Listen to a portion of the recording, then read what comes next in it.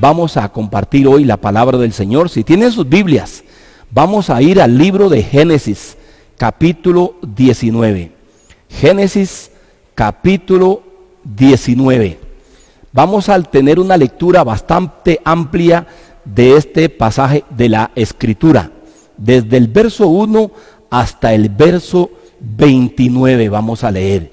Es una narración que Moisés, bajo la inspiración del Espíritu Santo, va a registrar, y no voy a entrar en detalles con la narración. Vamos a sacar algunas lecciones, por supuesto, y vamos a ver algunas conexiones que tiene que ver esta narración que está registrada en Génesis 19 con nosotros hoy, la sociedad del siglo XXI, la cristiandad del siglo XXI. Pero vamos a ir a la palabra del Señor esta mañana y vamos a ir leyendo lo que la Escritura nos dice en Génesis capítulo 19, versículo 1, dice así: Llegaron pues los ángeles a Sodoma a la caída de la tarde, y Lot estaba sentado a la puerta de Sodoma, y viéndolos Lot se levantó a recibirlos y se inclinó hacia el suelo y dijo: Ahora, mis señores, les ruego que vengan a casa de su siervo y se hospeden, y les lavaré sus pies, y por la mañana se levantarán y seguirán su camino. Y ellos respondieron: No, en la calle nos quedaremos esta noche.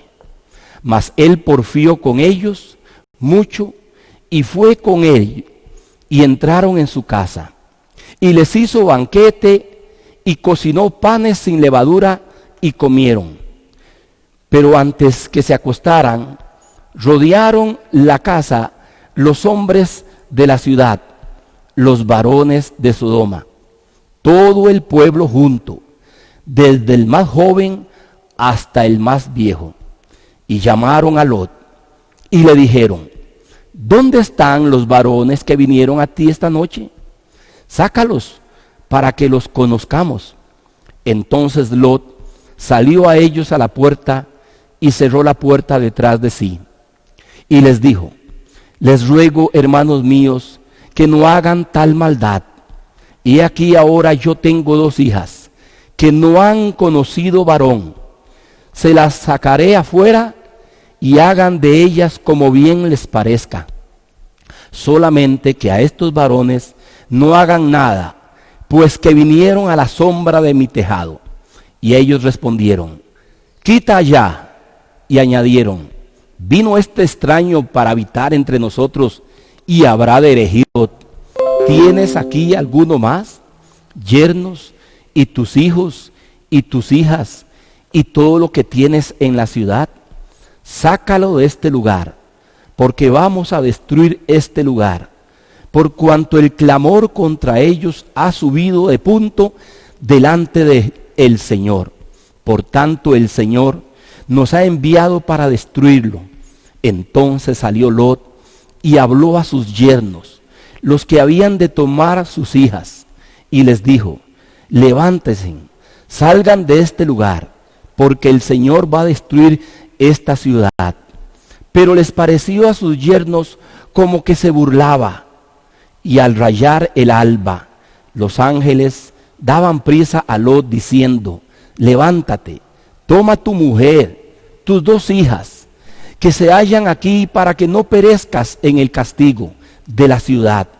Y deteniéndose él, los varones asieron de su mano y de la mano de su mujer y de las manos de sus 2 hijas, según la misericordia del Señor para con él, y lo sacaron y lo pusieron fuera de la ciudad. Y cuando lo hubieron llevado fuera, dijeron: Escapa por tu vida, no mires tras ti, no pares en toda esta llanura, escapa al monte, no sea que perezcas. Pero Lot les dijo: No, yo les ruego, señores míos, he aquí, he hallado vuestro siervo gracia en sus ojos, y han engrandecido su misericordia que han hecho conmigo, dándome la vida. Mas yo no podré escapar al monte, no sea que me alcance el mal y muera. He aquí ahora esta ciudad está cerca para huir allá, la cual es pequeña. Déjenme escapar ahora allá. ¿No es ella pequeña? Y salvaré mi vida. Y le respondió: he aquí, he recibido también tu súplica sobre esto, y no destruiré la ciudad de que has hablado. Date prisa, escápate allá, porque nada podré hasta que hayas llegado allí. Por eso fue llamado el nombre de la ciudad Zoar. El sol salía sobre la tierra cuando Lot llegó a Zoar.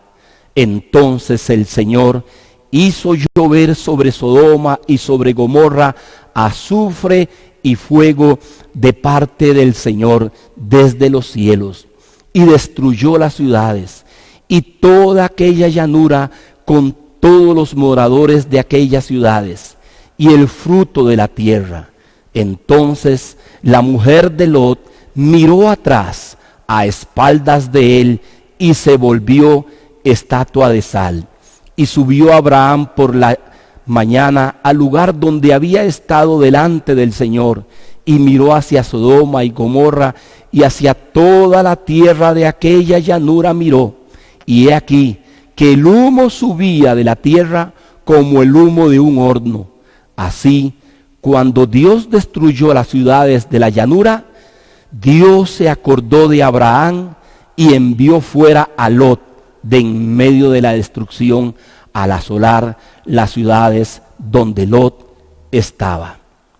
Esta narrativa es sumamente importante, pero quisiera hacerle varias preguntas a esta narración que está en este pasaje del libro de Génesis. Es muy bueno hacerle preguntas a la Escritura. ¿Por qué el Espíritu de Dios dirigió a Moisés a registrar este evento? ¿Cuál era la intención original de Moisés al registrarlo? Es uno de los muchos mitos piadosos que la Biblia tiene, como afirman los crípticos intelectuales y ateos.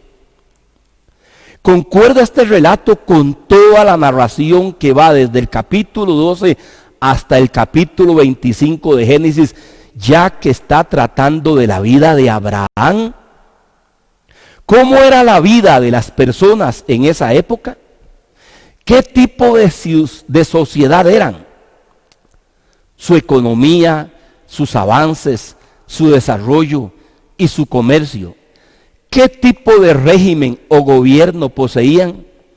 Hermanos, yo he querido conveniente hacer este tipo de preguntas y abordar de forma diferente a como siempre y usualmente lo hacemos en esta narrativa, que normalmente algunos nos acusan de utilizarla para infundir terror en la gente, para infundir miedo.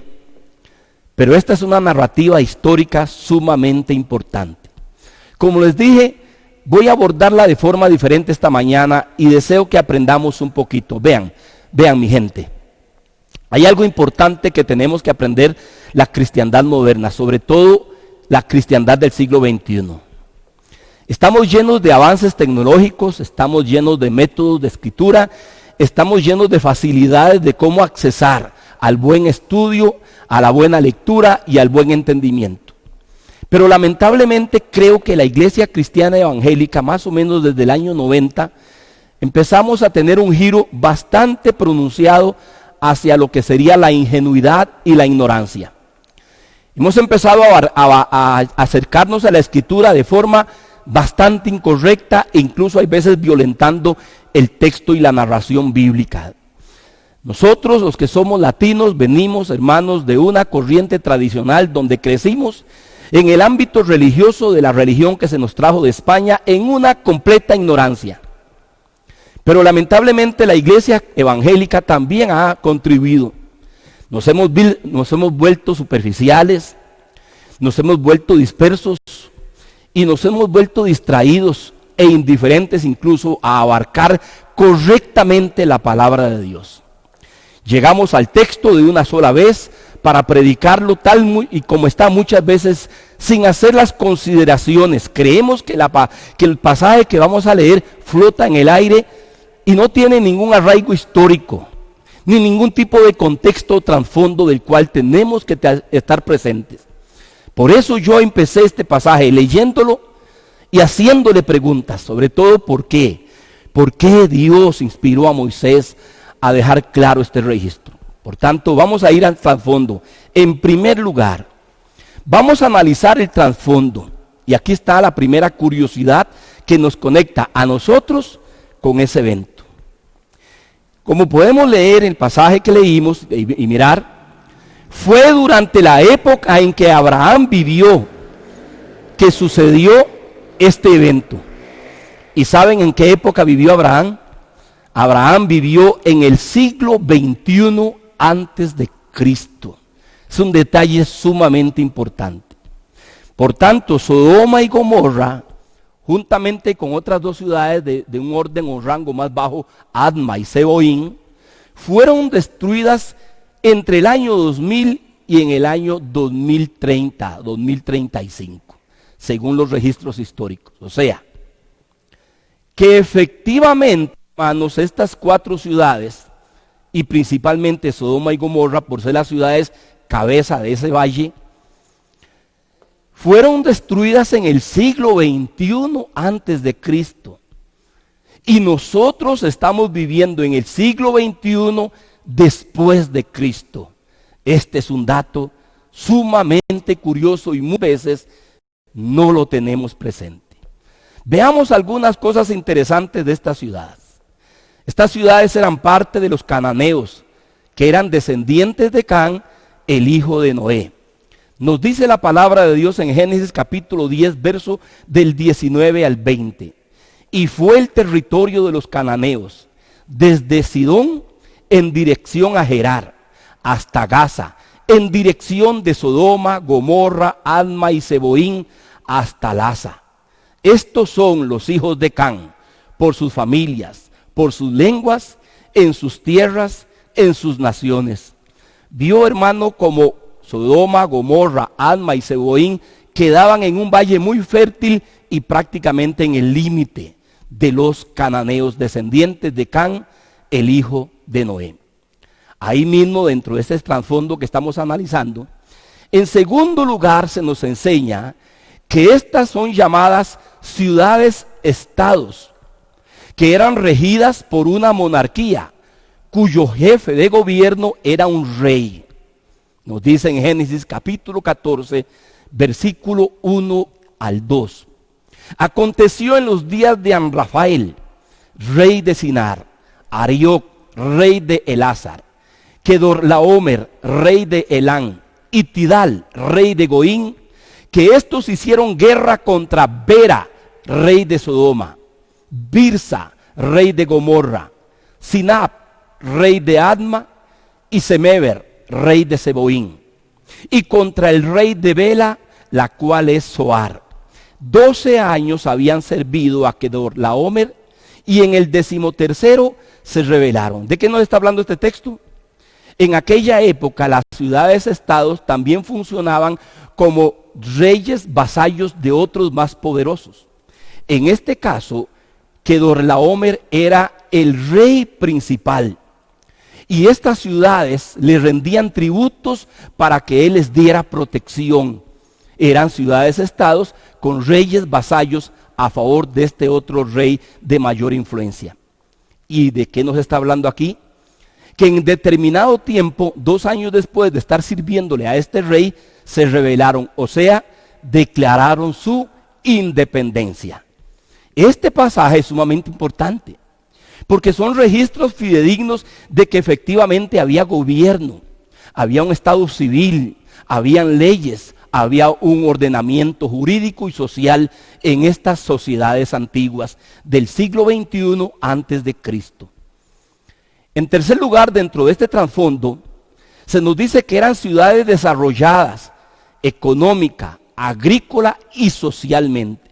Debemos de recordar, hermanos míos, que en la antigüedad, una ciudad se conocía en su auge por la calidad agrícola de ganado, incluso vacuno o ovejuno que tenían. Y esto lo dice Génesis. Dice Génesis capítulo 13, verso del 10 al 12.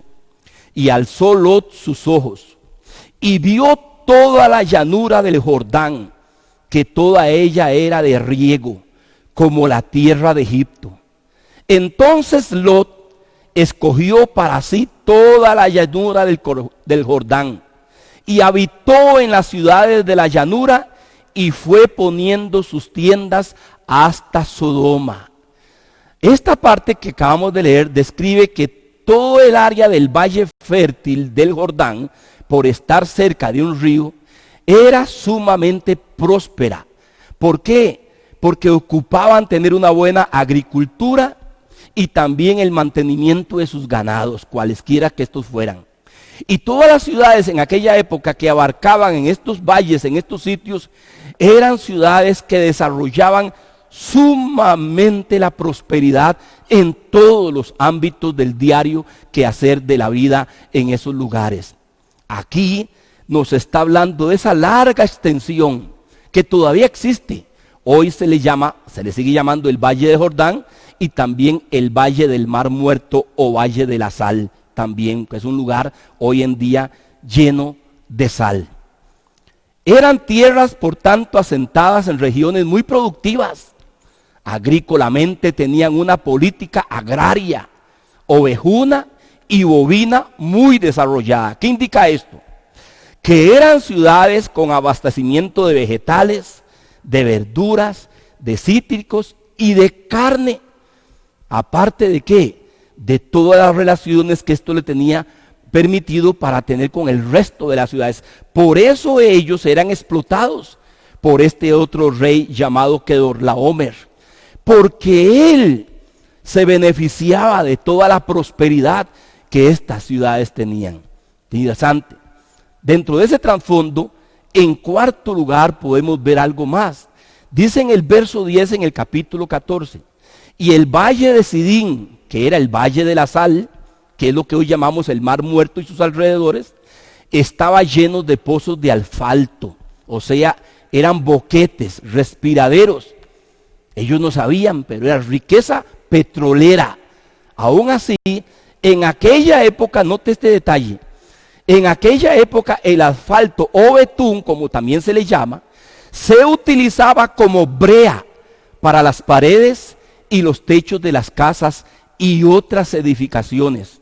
Era un tipo de sellador, que precisamente fue lo que utilizó Noé para sellar la embarcación, se nos dice en Génesis capítulo 7. ¿Por qué estoy mencionando los pozos de asfalto? Porque era un material viscoso que les permitía a ellos embellecer y darle mayor durabilidad a sus edificaciones. Note qué importante es esto. Ahí mismo, de lo que estamos viendo del desarrollo y pujanza de estas sociedades, Ezequiel capítulo 16 añade 3 aspectos sumamente importantes. Ezequiel 16, verso 49 al 50 nos dice: he aquí, esta fue la maldad de Sodoma. Y escuche: soberbia, saciedad de pan y abundancia de ocio tuvieron ella y sus hijas. ¿Por qué? Como les dije, estaba Gomorra, estaba Adma y estaba Seboín, que eran sus hijas. Y no fortaleció la mano del afligido y del menesteroso, y se llenaron de soberbia, pero hicieron abominación delante de mí, y cuando las vi, las quité. Analicemos esta pequeña biografía que hace Ezequiel sobre la condición social de Sodoma, y añade datos más a los que acabo de mencionarles yo. Número 1, utiliza la palabra soberbia. Todos sabemos que la soberbia es el resultado de los logros, que la soberbia es el resultado de los desarrollos y de los avances económicos y de cualquier otro tipo de avance, aún en la infraestructura.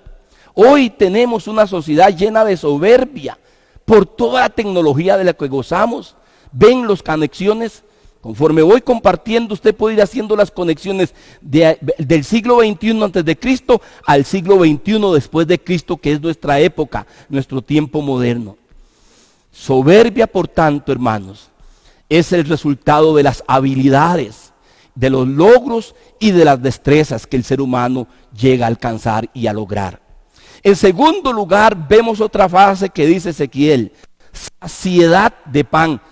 Tenían, hermanos, recuerden que el pan es el símbolo en la Biblia para describir cuando hay abundancia. Por eso usa la palabra saciedad de pan. ¿De qué está hablando aquí? De un sistema económico, financiero y laboral estable y abundante. Nadie estaba sin trabajo en aquella sociedad. Todos tenían de todo, podían disfrutar de todo, y dice que estaban saciados. O sea, habían buenos salarios, había buena economía, habían buenas finanzas, y la situación laboral era estable y era abundante por el tipo de lugar donde ellos vivían. Pero note algo más interesante. En tercer lugar, ahí mismo en ese pasaje, nos dice que ellos tenían abundancia de ociosidad. En esto es donde nosotros llamamos el ocio. O sea, que había tiempo para el ocio. ¿Qué significa eso? Era una sociedad que disfrutaba del esparcimiento, de las vacaciones, de la distracción, del placer, del deleite. Incluso eran esas personas que podían darse su paseíto en el Mar Muerto y flotar ahí, y hacerse sus famosos baños o mascarillas de azufre o de lodo negro, como lo vemos hoy. Usted sabe, pues en este momento no, por la situación que se está viviendo de emergencia mundial, pero el Mar Muerto en la actualidad goza de una gran cantidad de turistas que flotan por el alto porcentaje de salinidad que tiene ese mar, y en alrededor hay azufre y una serie de sustancias muy nutritivas para el cuerpo, y por eso la gente le gusta ir a hacerse sus baños de lodo o de azufre o lodo negro, que así se le llama, y estoy hablando de la actualidad. ¿Qué significa eso? Que su estabilidad económica les permitía disfrutar su tiempo de ocio. ¿Están haciendo la relación, mis hermanos? ¿Están viendo cómo, hermanos míos, nada de lo que hoy tenemos es nuevo? Por eso, cuando ignoramos la Escritura y cuando nos acercamos a ella solo de una perspectiva meramente religiosa, y muchas veces, y perdone que suene un poquito grosero, de forma tan ingenua y tan ignorante, nos olvidamos, hermano, de que nada de lo que hoy vivimos es nuevo para la humanidad. Por eso me llamó tanto la atención en poder compartir con ustedes, y lo seguiremos haciendo aquí porque quise hacer un paréntesis ahora, de ver cuán similar era la sociedad del siglo XXI antes de Cristo a la sociedad del siglo XXI después de Cristo. Y note algo interesante en cuarto lugar en ese pasaje de Ezequiel, que todavía estamos en el trasfondo. Estoy dándoles hoy el trasfondo y tomando tiempo, porque a partir de ahí es muy importante que entendamos qué fue lo que le sucedió a estas ciudades y qué será lo que le va a suceder a la presente civilización humana también.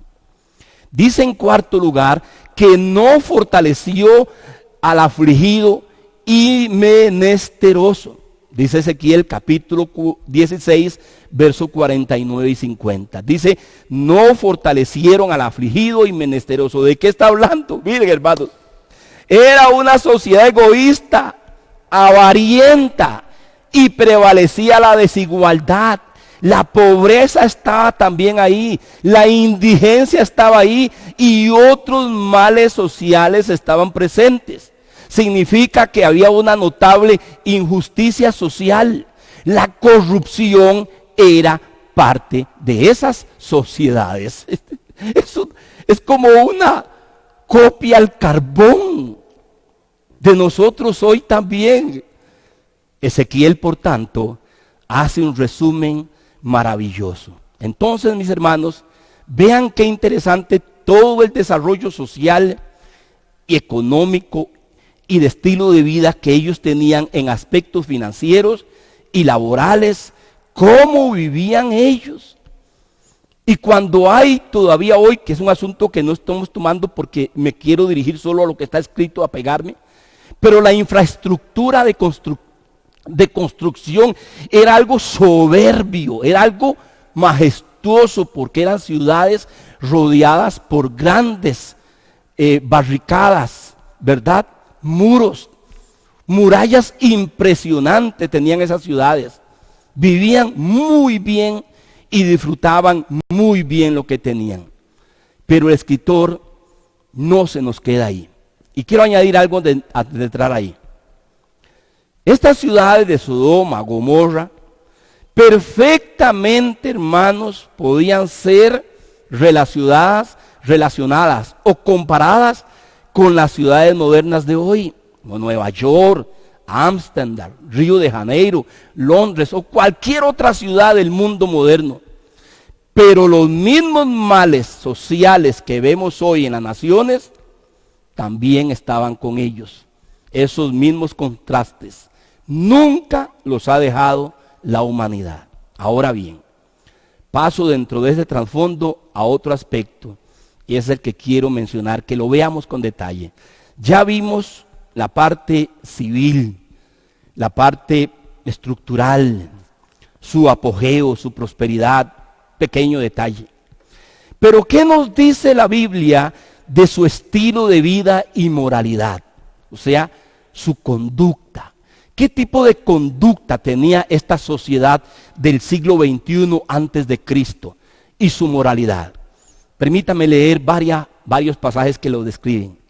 Génesis capítulo 13, verso 13 nos dice: mas los hombres de Sodoma eran malos y pecadores contra el Señor en gran manera. En Génesis capítulo 18, verso 20 nos dice: entonces el Señor le dijo, hablando con Abraham: por cuanto el clamor contra Sodoma y Gomorra se aumenta más y más, y el pecado de ellos se ha agravado en extremo. Como leímos en el capítulo 19, verso 4 al 7, y el verso 11, solamente quiero volverlos a rescatar y a leer. Pero antes que se acostasen, rodearon la casa los hombres de la ciudad, los varones de Sodoma, todo el pueblo junto, desde el más joven hasta el más viejo, y llamaron a Lot y le dijeron: ¿dónde están los varones que vienen a ti esta noche? Sácalos para que tengamos relaciones sexuales con ellos. Entonces Lot salió a ellos a la puerta, cerró la puerta detrás de sí y les dijo: les ruego, hermanos míos, que no hagan tal maldad.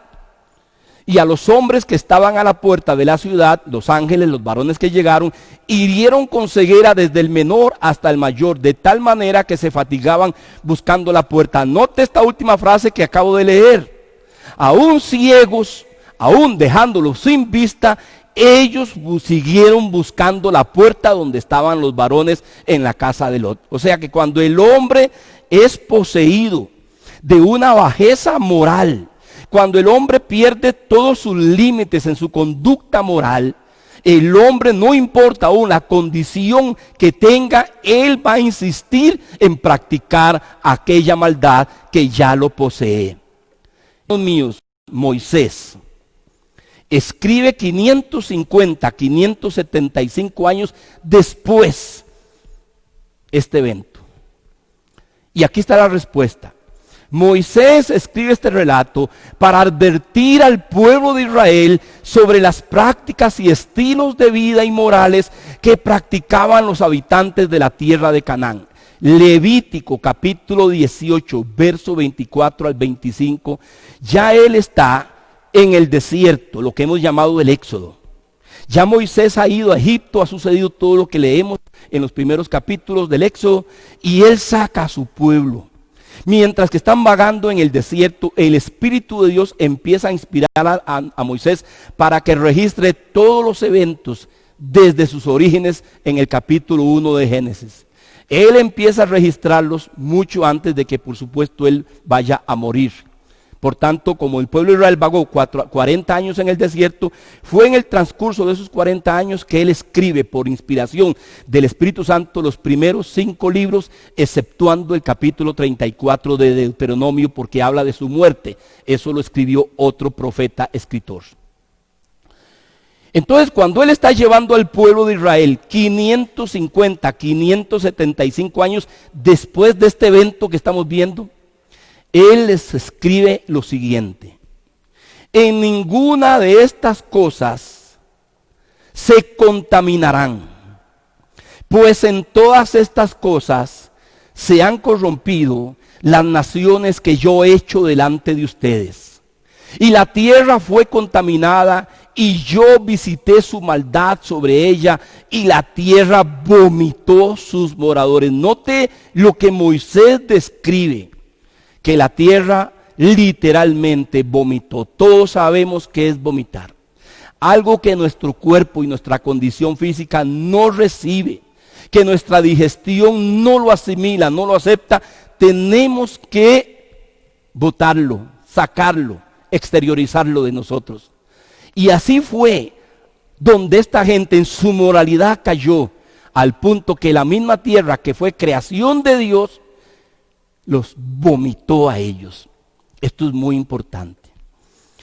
Cuando vimos ahora en Ezequiel capítulo 16, verso 50, la parte final del verso 50 dice: e hicieron abominación. Abominación es cosas sucias, cosas depravadas. La palabra abominación describe toda práctica sumamente perversa y sucia. Dice: hicieron abominación delante de mí, y cuando lo vi, las quité. Eso fue lo que dice el Señor.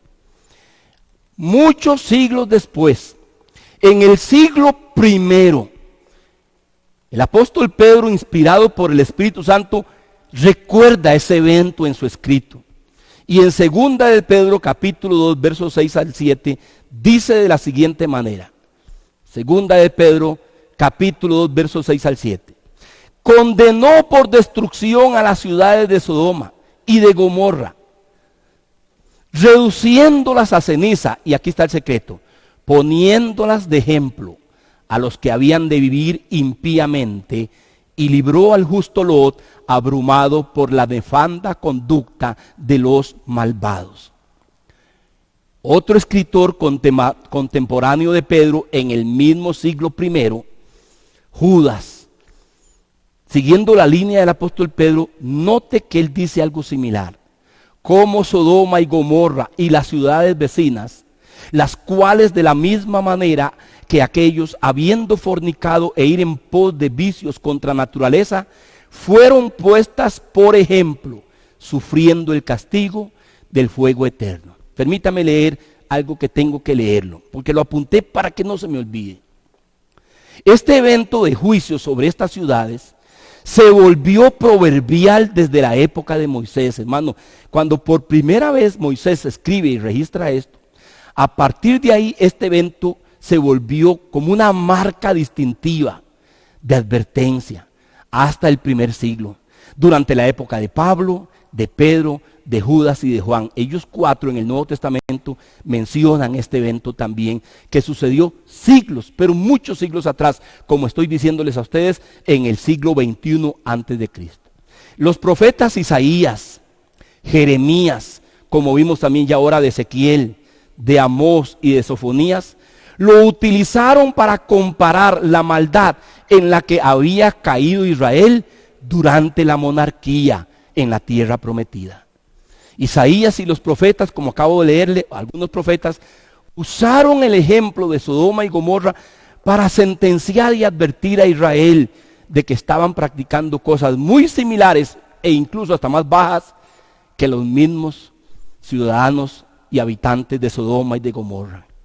El Señor Jesús, escuche esto, hermano. El Señor Jesús menciona estas ciudades en 3 ocasiones diferentes, por lo menos en los registros de Mateo, Marcos y Lucas, para amonestar a aquellos que no reciben el mensaje de las buenas nuevas, primero.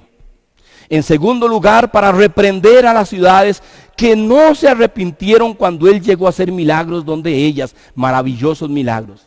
Y en tercer lugar, Jesús utilizó a estas ciudades y su evento catastrófico para describir el estilo de vida que tendría la sociedad humana durante su segunda venida, el cual sería muy similar al de Sodoma y al de Gomorra. Esto, hermanos, es sumamente importante. Sodoma y Gomorra dieron origen a lo que hemos llamado, un término bastante feo, pero es así, sodomía. Término que se acuñó para describir todo tipo de práctica sexual torcida y perversa, y a los practicantes de este tipo de sodomía se les llamó sodomitas. La utilizó Moisés en Deuteronomio capítulo 23, verso 17. La utilizaron los profetas escritores en Primera de Reyes capítulo 14, verso 24. Capítulo 15, verso 12 y capítulo 22, verso 46. Primera de Reyes 14, 24, 15, 12 y 22, 46. Como Deuteronomio 23, 17.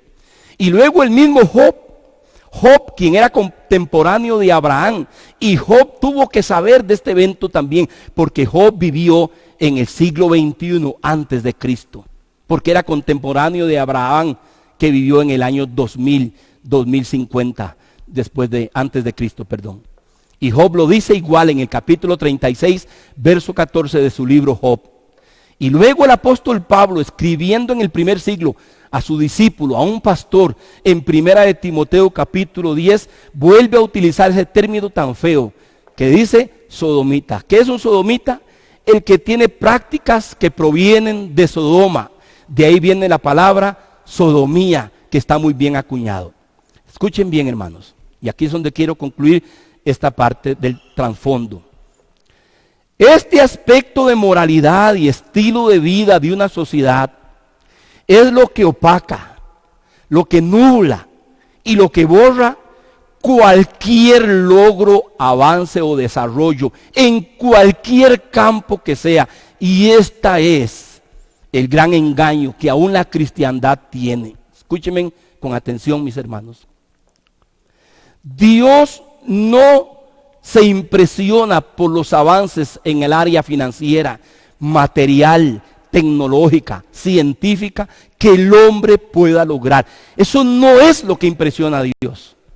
Lo tuvieron las sociedades del siglo XXI antes de Cristo y lo tenemos hoy nosotros jactándonos como si fuéramos la única sociedad que logró grandes avances y los grandes umbrales de los descubrimientos en la ciencia médica, en la ciencia espacial, en la ciencia arquitectónica o en la ciencia industrial. Eso es un engaño.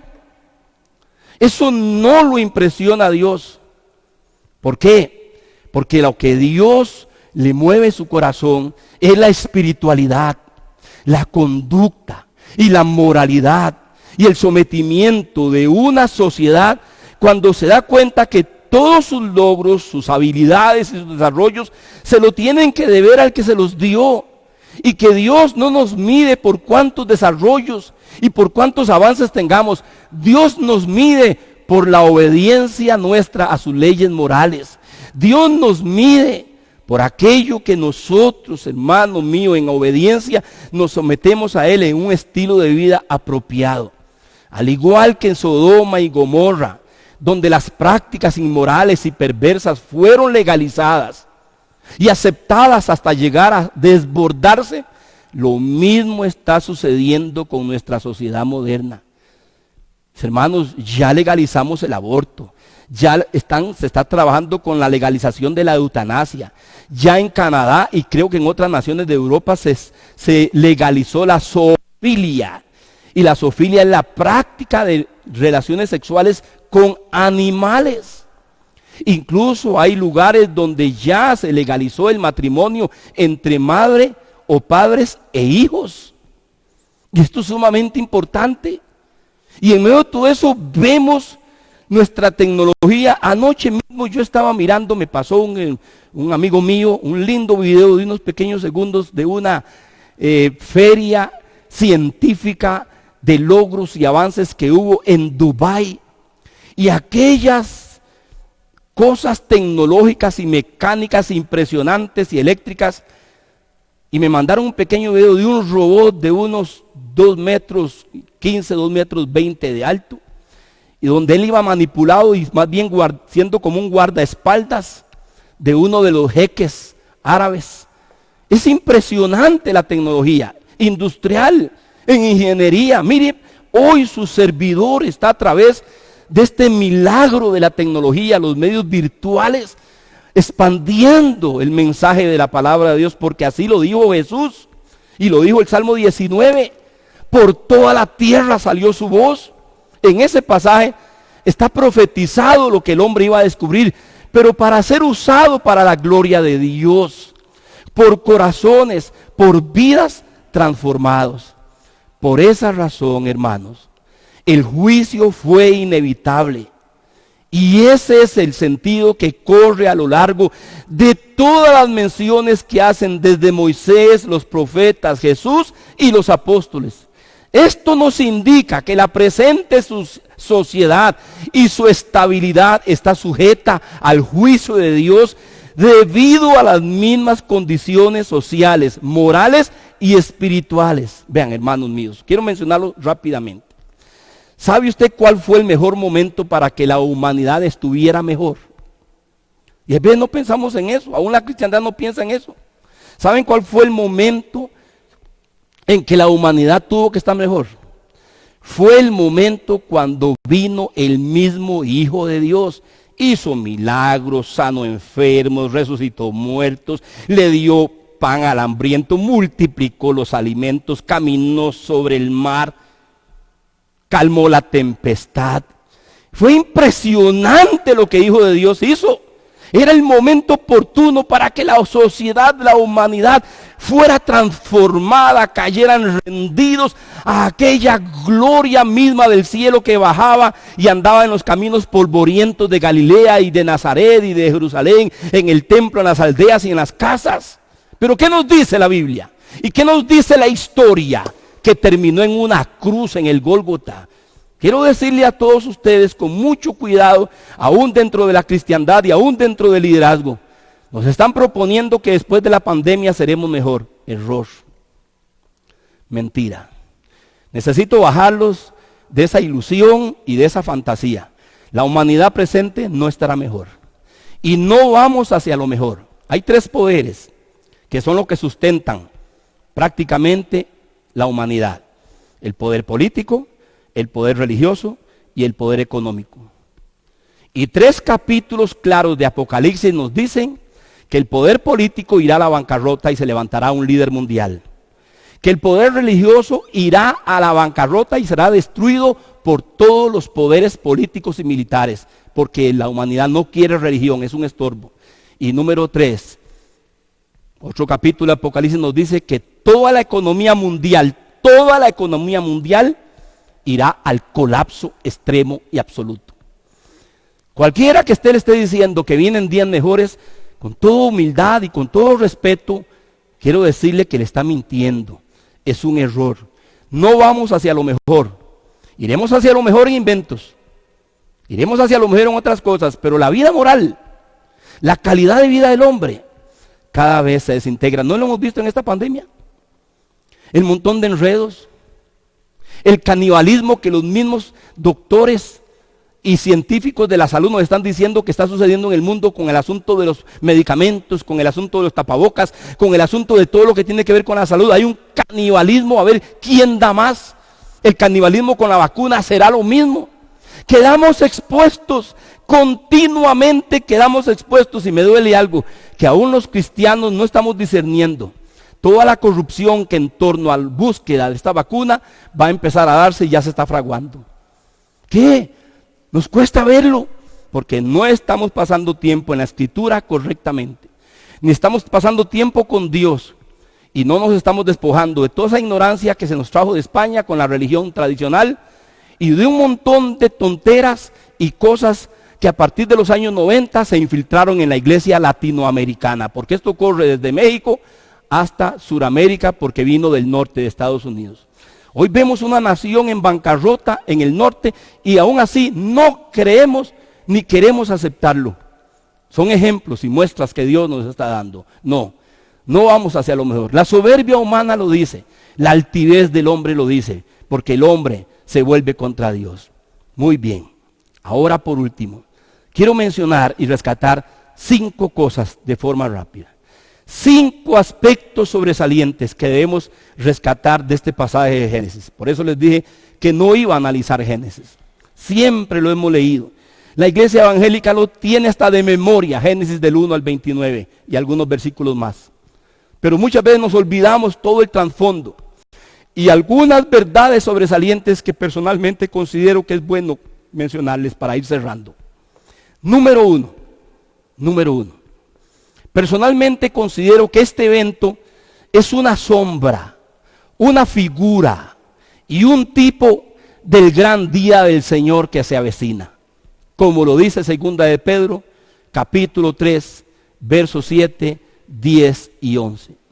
Y es en ese contexto donde Pedro está escribiendo que menciona a Sodoma y a Gomorra, pero yo solamente voy a mencionar el evento que viene en el futuro, el macro, porque Gomorra lo que nos da es el micro, fue localizado nada más, fue un ejemplo que Dios dio, fue un evento histórico de juicio, de la justicia divina que quedó guardado para anunciar el macro que había de venir. Y dice Pedro, los cielos y la tierra que existen ahora están reservados, guardados para el juicio del día del Señor y de la perdición de los hombres impíos. El día del Señor vendrá como ladrón en la noche, en el cual los cielos pasarán con gran estruendo, y los elementos ardiendo serán deshechos, y la tierra y las obras que en ella hay serán quemadas. ¿Ven?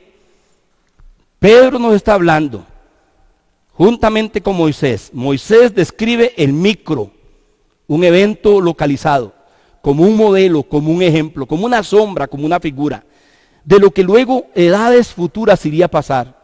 Y Pedro, mirando aquello que pasó atrás, el Espíritu de Dios le dice, ahora viene el macro. El macro es lo que va a venir sobre la presente humanidad por causa de su rebelión contra Dios. El segundo cosa que quiero rescatar de este pasaje que le hemos leído de Génesis 19, el peligro de retroceder. En segundo lugar, el peligro de retroceder. Génesis 19, 26 dice así: entonces la mujer de Lot miró atrás a espaldas de él y se volvió estatua de sal. A espaldas de él volvió a ver atrás. ¿Dónde estaba el corazón de ella? En Sodoma. Pero note que miró a espaldas de su esposo. Señoras, tenemos que tener cuidado en estos días, hijos, jóvenes, todos.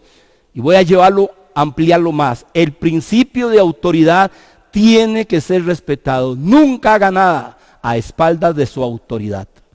Y Jesús luego en Lucas 17, verso 32, nos dice, acuérdense de la mujer de Lot. O sea, ¿dónde está nuestro corazón? ¿En dónde está nuestro tesoro? Allí estará nuestro corazón. Tercera aplicación y aspecto rescatable. Génesis 19, 17. La responsabilidad individual. La responsabilidad individual a la que somos llamados. Siempre hemos sido llamados a esa responsabilidad. Y cuando los hubieron llevado fuera, dijeron, estoy hablando aquí de los varones, los ángeles. Génesis 19, 17. Y cuando los hubieron llevado fuera, dijeron, escapa por tu vida, no mires tras ti, no pares en toda esta llanura, escapa, no sea que perezcas. ¿Usted cree que a Lot no le dolió ver a su esposa convertida en una estatua de sal? Él tuvo que seguir. Y estos días, si hay un momento en que esta frase es relevante para la cristiandad y los que han determinado caminar bajo el señorío de Jesucristo y abrazar su verdad, es estos días. Escapa por tu vida, no mires tras ti. Y como dijo Isaías en otro pasaje, capítulo 35, no mires ni a mano derecha ni a mano izquierda. Ve por donde miran tus ojos en el camino de santidad. Esto es de carácter personal, individual. Ni los yernos creyeron en Lot. Creyeron que era una broma del viejito, del suegro que se estaba burlando y los estaba vacilando. Esto es algo de carácter personal. Es una época para escapar por nuestra vida y no mirar quién va conmigo, quién está creyendo y quién no está creyendo. Por algo Dios nos está sometiendo a disciplina a su iglesia. Y nos hemos dejado abandonados por 5 meses los santuarios, aunque vamos regresando poquito a poco, porque Él es el que está a cargo de este asunto y llamando a millones de millones hoy en Asia, África, a través de los medios virtuales. Quiera Dios que esta palabra llegue a través de este medio y llegue a los corazones y usted sea uno que diga, es cierto, voy a escapar por mi vida y no voy a mirar quién va a ir conmigo porque este es un asunto eterno. 3, la responsabilidad individual. Número 4, Génesis 19, 29. La cuarta cosa maravillosa que vemos aquí en este pasaje es que Dios responde a la oración intercesora. No deje de interceder. Note lo que dice el verso 29, que fue con el que cerré yo la lectura. Así cuando destruyó Dios las ciudades de la llanura, Dios se acordó de Abraham y envió fuera a Lot de en medio de la destrucción. Aquí está la respuesta que usted lee en la última porción de Génesis 18. Ahí dice la Biblia que Abraham estaba aún delante del Señor cuando le dijo Dios que el pecado de Sodoma y Gomorra había crecido en extremo y que ya había que ejecutar la justicia divina sobre ellos. Entonces Abraham, entendiendo la misericordia y la gracia de Dios, él intercede por ellos. Y empieza a interceder. Y es una maravillosa intercesión que leemos en Génesis al final, capítulo 18, creo que desde el verso 20 en adelante. Y ahí está esa descripción, verso 18 más o menos. Y está esa descripción ahí de esa intercesión. ¿Qué dice aquí? Que se acordó Dios de Abraham porque él había intercedido por su sobrino Lot. Mis amados, no dejen de interceder por su compañero. No dejen de interceder por sus hijos. No dejen de interceder por su esposo, por su cónyuge, por su vecino. Son días para que intercedamos para salvación. Vea, yo respeto mucho una serie de movimientos de intercesión para la sanidad de la economía. Es que, hermanos, caemos hasta pidiendo oración, nos delata dónde está nuestro corazón. No son días para pedir por la economía. Dios va a cuidar de nosotros, su palabra está llena de promesas. Son días para el arrepentimiento, para la gracia, para la misericordia, para interceder por los que no conocen del evangelio, los que no tienen vida eterna. Dios necesita que intercedamos. Dios se acordó de Abraham. ¿Por qué cree que Dios les reveló en el capítulo 18 a Abraham lo que iba a hacer para que Abraham se frotara las manos y le dijera así? Todos ellos son malos y solo yo soy bueno. No, mi hermano, no es así, no es así. Dios conocía el corazón de Abraham, por eso en el capítulo 18 dice, porque yo sé qué hará Abraham. Y Abraham no solamente con su descendencia que iba a hacer, sino que cuando yo lo que iba a hacer, él intercedió. Somos llamados a orar. ¿Sabe por qué su servidor está aquí? ¿Sabe por qué su servidor hoy con 60 años, hace 40 años la gracia salvadora me alcanzó? ¿Sabe por qué? Porque una vieja intercedió por mí. Porque alguien que leía la Biblia y que llegó unos añitos antes al conocimiento de la verdad, empezó a leer la Biblia, ella empezó a orar y por cierto, a orar por el más rebelde y malo de los 12 hijos que esa familia tenía. Su servidor. Y hoy estoy aquí compartiendo las buenas nuevas porque una vieja, mi madre preciosa, quien está con el Señor, empezó a interceder y hoy una gran cantidad de esta familia amamos la palabra de Dios, estamos conectados con Dios, estamos buscando del Señor en este siglo XXI porque alguien intercedió. No deje de interceder porque Dios responde la oración intercesora. Y número 5 y final, la quinta aspecto que podemos rescatar, Génesis 19, verso 16 y verso 19. La misericordia y la gracia de Dios. Note lo que nos dice este pasaje. Y deteniéndose él, Lot dice, los varones tomaron de su mano y de la mano de su mujer. Oiga, inclusive le ayudaron a su propia mujer y de la mano de sus 2 hijas, según la misericordia del Señor para con él.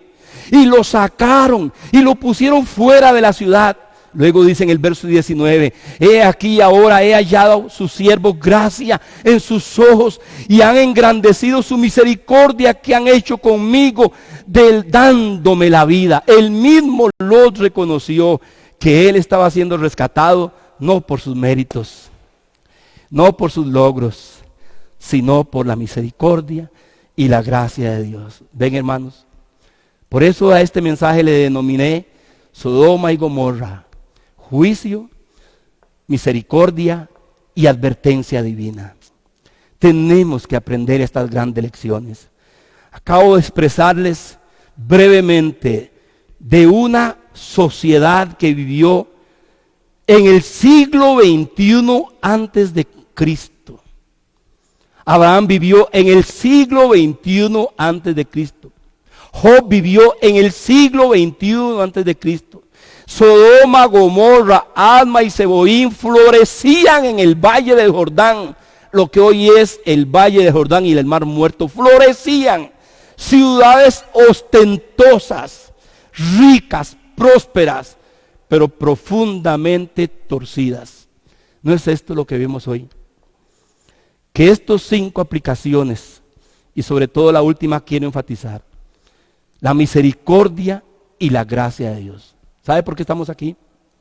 Porque su gracia nos alcanzó, su misericordia nos alcanzó.